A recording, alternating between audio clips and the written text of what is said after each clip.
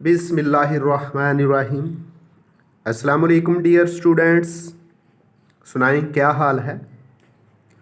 मैं मोहम्मद अब्बास अपने YouTube channel महर Abbas education tube math के साथ मैं आपके लिए फ़िज़िक्स और मैथमेटिक्स 9th और 10th क्लासेस की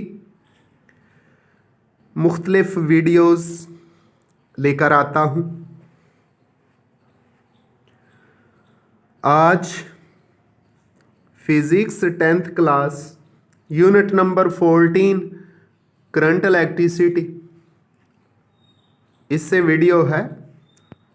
अगरचे टॉपिक छोटा है लेकिन वेरी इम्पॉर्टेंट।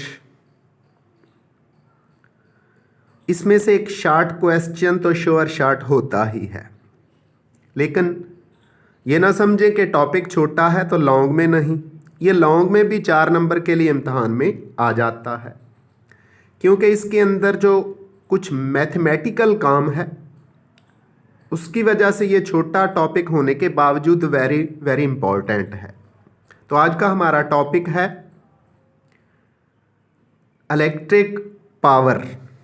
तो टॉपिक शुरू करने से पहले आपसे रिक्वेस्ट है कि अगर आप मेरे चैनल पर नए हैं या अभी तक मेरा चैनल सब्सक्राइब नहीं किया तो चैनल ज़रूर सब्सक्राइब करें, बेल आइकन क्लिक करें ताकि आने वाली किसी भी नई वीडियो का नोटिफिकेशन आपको मिल सके। वीडियोस को शेयर भी किया करें, लाइक भी किया करें।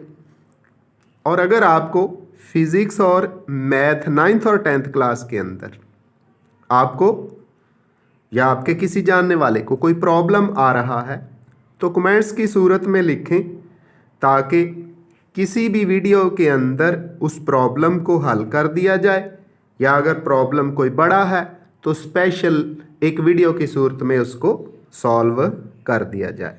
तो चलते हैं अपने अहम टॉपिक इलेक्ट्रिक पावर की तरफ। कुछ रेफरेंस देना ज़रूरी है, चूँकि 9th क्लास के अंदर आप पावर पढ़ आए हैं। उसकी डेफिनेशन कुछ यूँ थी, the rate of doing work is called power, यानी टाइम के लिहाज से जो कोई आप काम करते हैं उसको पावर कहते हैं। अगर यही power in the form of electricity हो जाएगी, इन the form of charges, current और पोटेंशियल डिफरेंस हो जाएगी, तो फिर इसी को हम इलेक्ट्रिक पावर का नाम देंगे।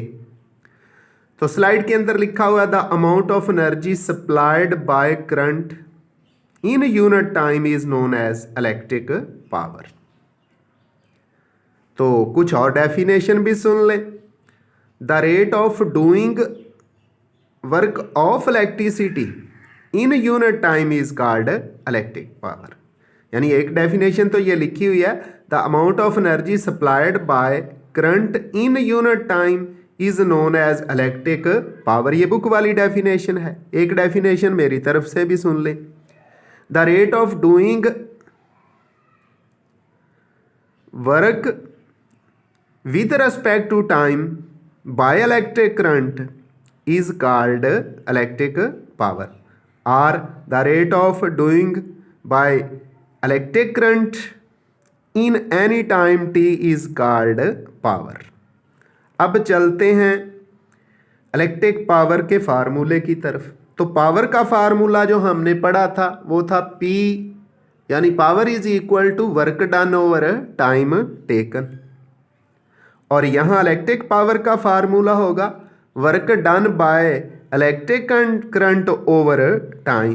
तो फार्मूला लिखा हुआ है electric power is equal to electric current, abbreviation लिख दिया है, मुख्तसर लिख दिया है जगह को देखते हुए, electric energy divided by time. इस इलेक्ट्रिक एनर्जी को यूं भी लिख सकते हैं इलेक्ट्रिक वर्क ओवर टाइम। तो पावर को सिंबॉलिकली P से लिखा जाता है, P is equal to W over T। P mean electric power, W mean work done by the electricity और T mean time. We know that W is electrical energy, W is electrical energy and is given by W is equal to QV। तो पीछे हम joules law का रहा है। Joules law के अंदर जब किसी कंडक्टर के एंड्स पर पोटेंशियल V हो, पोटेंशियल डिफरेंस V हो, तो जो चार्जेस उसके अंदर फ्लो करते हैं कंडक्टर के अंदर उसको कहते हैं इलेक्ट्रिकल एनर्जी और वर्क डन। तो W is equal to QV है। तो ये जो equation W is equal to QV ये जॉल्स लॉ से है। तो W की जगह हम QV पुट करते हैं, P is equal to W over T, W की जगह QV पुट कर दिया तो P is equal to QV over T। Q और T का ताल्लुक इलेक्ट्रिक करंट के साथ है, ये भी हमने इसी यूनिट के अंदर पढ़ लिया। Q इक्वल होता है IT और I इक्वल है Q over T। The charges flow in a conductor with respect to time is called current. The charge passing through the cross sectional area of a conductor in time T is called current. I is equal to Q over T। तो Q over T की जगह हम I लिख सकते हैं। हमने इस equation को बना दिया, Q ओवर T अलहदा कर दिया और V को अलहदा कर दिया। Q ओवर T की जगह हमने I लिख दिया, तो इलेक्ट्रिक पावर हमारी होगी है P is equal to IV, या इसको VI भी लिख सकते हैं। अब फिर एक रेफरेंस आ गया from Ohm's law, V is equal to IR। तो V की जगह हम क्या पुट कर देंगे, IR पुट कर देंगे। इसलिए इलेक्ट्रिक एनर्जी और electric power is equal to I ये वाला, और V की जगह IR लिख दिया। I से मल्टीप्लाई होगा तो I स्क्वायर R हो जाएगा, और यही हमारी इलेक्ट्रिक पावर या इलेक्ट्रिक एनर्जी की इक्वेशन है, P is equal to I square R।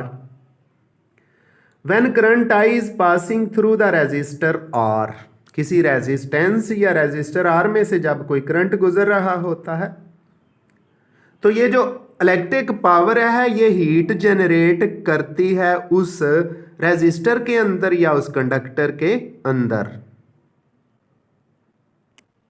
तो फिर ये जो इलेक्ट्रिक पावर है ये फार्मूला यानी I स्क्वायर R की सूरत में दे दी जाती है। अब हम चलते हैं इसके यूनिट की तरफ।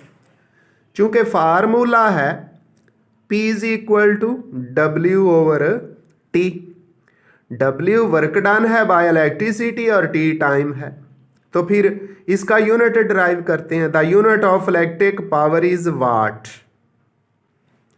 विच इज इक्वल टू, यानी इलेक्ट्रिसिटी 1 जूल वर्क करेगी और ये वर्क करेगी in unit time in 1 second. तो सुन ले फिर definition, the unit of electric power is watt which is equal to 1 joule पर सेकंड, यानी इलेक्ट्रिसिटी 1 सेकंड में 1 जूल अगर वर्क करेगी तो फिर इलेक्ट्रिक पावर क्या होगी, 1 वाट होगी। It is represented by symbol W। वाट को फिर किससे लिखते हैं, W से। और ये जो हम बाजार से मुख्तलिफ किस्म के बल्ब्स, लाइट्स और जितनी भी इलेक्ट्रिसिटी इस्तेमाल करने वाली डिवाइसेस हैं जब खरीदते हैं तो उनके ऊपर उनकी पावर ज़रूर लिखी होती है in the form of watts और किलोवाट्स।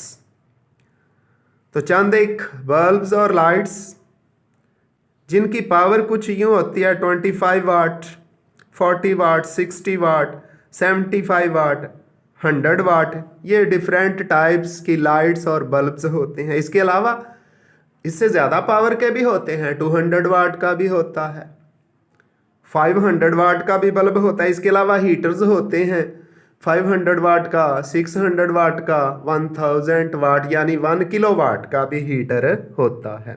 लेकिन आजकल जो लाइट्स आ रही हैं